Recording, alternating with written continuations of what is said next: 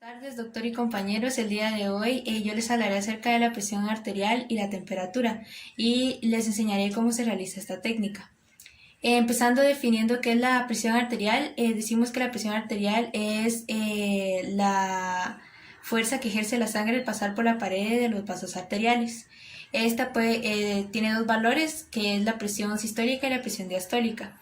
La presión sistólica se da durante la contracción de los ventrículos y la diastólica durante la relajación de los mismos. Hablando de la temperatura, nos referimos a temperatura cuando hablamos de el nivel de calor que hay en el cuerpo de una persona y está regulado por el hipotálamo. En este caso, pues tomaremos los dos al mismo tiempo. Primero empezaremos con la temperatura, utilizaremos un termómetro de mercurio y le tomaremos en la axila. Pero se puede tomar también de manera oral, también timpánica, también se puede tomar de manera rectal o utilizar otro tipo de termómetro. El termómetro de mercurio, lo primero que debemos de hacer es con algodón y con alcohol desinfectar lo que es el bulbo del termómetro.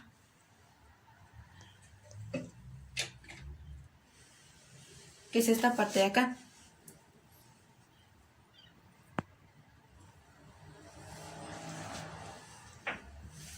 Luego con gasa o con algún tipo de papel debemos de secar la axila de nuestro paciente.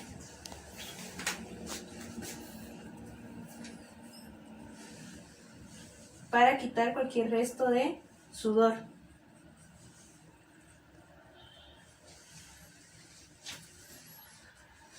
Luego de esto colocamos el bulbo en contacto con el centro de la axila y le pedimos al paciente que cruce su mano, su antebrazo, hacia el codo contralateral y lo mantenemos ahí durante 5 minutos. Para mientras podemos tomar lo que es la presión arterial. En este caso, pues debemos de colocar el brazo sobre alguna superficie o podemos sostenerlo nosotros con nuestro brazo también. Debemos de pedirle al paciente que por favor eleve su manga, ¿verdad? Y que deje su brazo descubierto. Colocamos el manguito.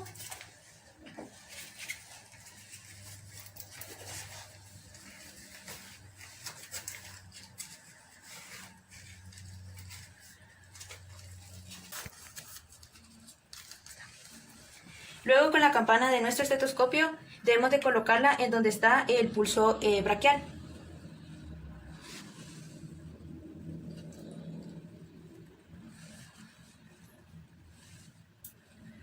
Debemos de insuflar.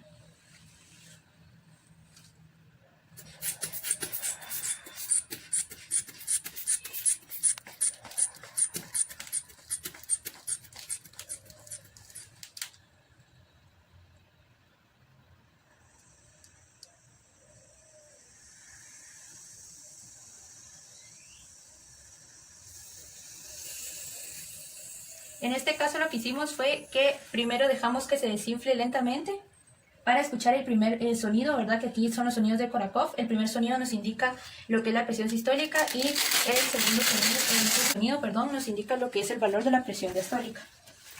En el caso de lactantes, puede haber en la temperatura algún tipo de temperatura corporal baja. Sin embargo, pues es normal, ¿verdad? Igual que la presión, pues los valores tienden a ser menores que en los adultos. También en lactantes la presión arterial suele estar entre valores de presión sistólica de 60 a 94 milímetros de mercurio y la presión diastólica suele estar entre 30 a 62 milímetros de mercurio.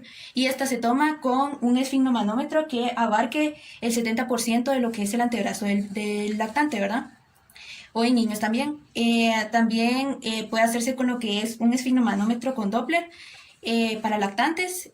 También en niños la presión se va a tomar o se va a evaluar de acuerdo a la estatura, el peso del paciente y la edad del paciente. También lo que debemos de hacer en caso de niños es que podemos enseñarles lo que es el esfigmomanómetro y explicarles, ¿verdad?, de que el esfigmomanómetro pues se va a inflar y que puede causarles algún tipo de presión en el brazo, pero que no se deben de asustar, ¿verdad?, porque se va a ir desinflando poco a poco.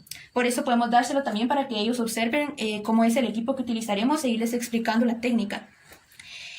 También puede que el niño, ¿verdad?, tenga algo, en la primera lectura, por ejemplo, tenga la presión alta, pero puede ser que si la presión es sistólica es alta, pero la diastólica está normal, es porque posiblemente el niño tenga ansiedad, ¿verdad? Por lo mismo el procedimiento que se realiza, entonces debemos de tratar de tranquilizarlo y se deben de realizar alrededor de 3 lecturas.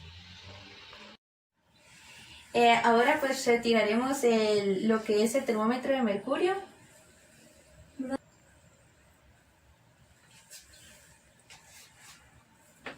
Y pues aquí lo que debemos de hacer es de colocarlo contra luz, ¿verdad? Esto ya estaba debajo de 35, eso también tenemos que verlo antes de colocarlo, de que esté la columna de mercurio está debajo de 35 grados centígrados, pero ya está debajo de 35 grados centígrados. Se coloca contra luz y ahí observamos lo que es la columna de mercurio, ¿verdad? Hasta dónde llega, y eso nos va a indicar el valor de la temperatura de este paciente. Ahorita le voy a evaluar los signos vitales de pulso y frecuencia respiratoria. ¿Luis Pedro? Está bien. Toma este juguete con esta manita mientras tomo tus signos vitales. Bueno, el pulso se palpa mejor en una arteria que se encuentre cercana a la superficie corporal sobre un hueso, como lo son la carótida, la braquial, la radial, la femoral, la popltea, la tibial posterior y la dorsal del pie.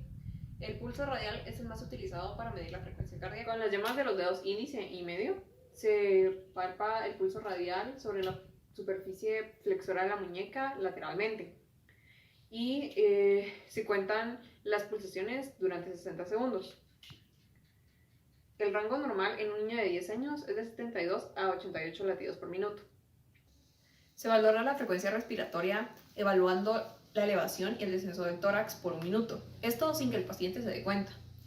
El rango normal en un paciente de 10 años es de 16 a 20 respiraciones por minuto.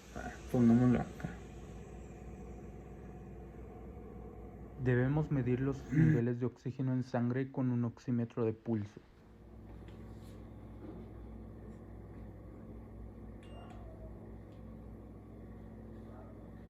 Al medir los niveles de oxígeno, la paciente debe estar sentada y relajada. De preferencia se utiliza el dedo índice. Esperamos un lapso de 1 minuto para que se regulen los niveles de oxígeno y la frecuencia cardíaca. Por lo que se observa, los niveles de oxígeno en sangre están en su rango normal, de 90 a 100%.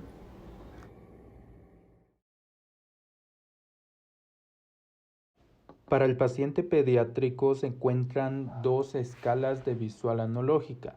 Como primero tenemos la escala descriptiva de intensidad de dolor y la segunda la escala numérica de intensidad de dolor. En la primera escala le pedimos al paciente que marque una línea sobre el grado de dolor que siente, ya sea ausente, ligero, leve, moderado, intenso o el peor dolor. En la segunda escala, que es la escala numérica de intensidad de dolor, le pedimos al paciente que nos indique de 0 a 10 cuál es su dolor, siendo 0 sin dolor, 5 con dolor moderado y 10 con el peor dolor. También existe otra escala que es llamada escala de caras para valoración de dolor, la cual se utiliza en niños más pequeños. En esta el niño debe elegir la cara que más coincida con la cantidad de dolor que experimenta. Se mide de 0 a 5. La cara número 0 corresponde a una persona que está muy contenta y no le duele nada. La cara número 1 es que siente un poco de dolor. La cara número 2 que siente un poco más de dolor. La cara número 3 que siente más dolor que en la cara número 2. La cara número 4 que siente mucho dolor. Y la cara número 5 que le duele más de lo que se puede imaginar, siendo así que la cara está llorando porque demuestra que se siente demasiado mal.